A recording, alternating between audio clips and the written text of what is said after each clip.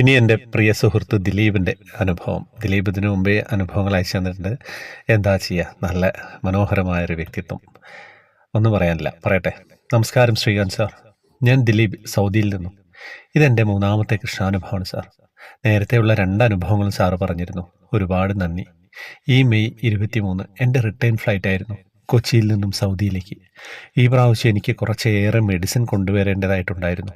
സൗദിയിലെ പുതിയ നിയമം അനുസരിച്ച് മറ്റ് രാജ്യങ്ങളിൽ നിന്നും മെഡിസിൻ കൊണ്ടുവരണമെങ്കിൽ ഓൺലൈൻ രജിസ്റ്റർ ചെയ്ത് അപ്രൂവൽ വാങ്ങണം. അപ്രൂവൽ ഇല്ലാതെ കൊണ്ടുവന്നാൽ അത് എയർപോർട്ട് അതോറിറ്റി വാങ്ങിവെക്കും. ഞാൻ എത്ര ശ്രമിച്ചിട്ടും അപ്രൂവൽ എടുക്കാൻ പറ്റിയില്ല.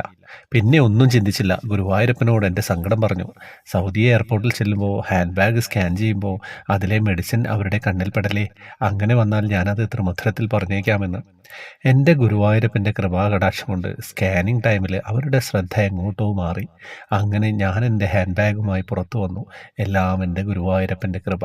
കണ്ണാ ഗുരുവായൂരപ്പ, എന്താ കഥ അല്ലേ. ആ സമയത്ത് ഭഗവാനെ കൊണ്ടേ അതൊക്കെ സാധിക്കൂലേ.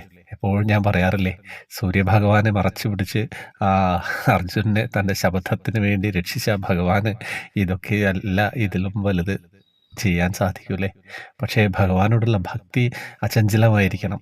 നല്ല മനസ്സോടെ ഭക്തി ഉണ്ടാവുക. നല്ല മനസ്സ്, തെളിഞ്ഞ മനസ്സ്. നമ്മൾ തെളിഞ്ഞ വെള്ളത്തിലേക്ക് നോക്കിയാൽ അടിവരെ കാണാൻ പറ്റില്ലേ, അതേമാതിരി ആയിരിക്കണം നമ്മളുടെ മനസ്സ്. മനസ്സിലൊന്നും കേടുണ്ടാവാൻ പാടില്ല. അത് നിർബന്ധമാണ്. അല്ലാത്തവർ ഈ വഴിക്ക് വരേ വേണ്ട. അത് ആദ്യം പറയാം. എന്താ കഥ. വാട്സപ്പ് ഗ്രൂപ്പിലേക്ക് വരാം. ഗ്രൂപ്പിൽ കഴിഞ്ഞ ദിവസം കുറേ ആളുകൾക്ക് സമ്മാനങ്ങൾ കൊടുത്തിരുന്നു. ഇനിയും കുറച്ച് ആളുകൾക്ക് കൂടെ വേക്കൻസി ഉണ്ട്. അപ്പം മെമ്പർഷിപ്പ് എടുത്ത് വരിക. അപ്പം അങ്ങനെ വരുന്നവരുടെ അനുഭവങ്ങൾ എനിക്ക് പെട്ടെന്ന് വായിക്കാനും സാധിക്കും. വേറെ എന്താ പറയുന്നത്. ഹരേ കൃഷ്ണ.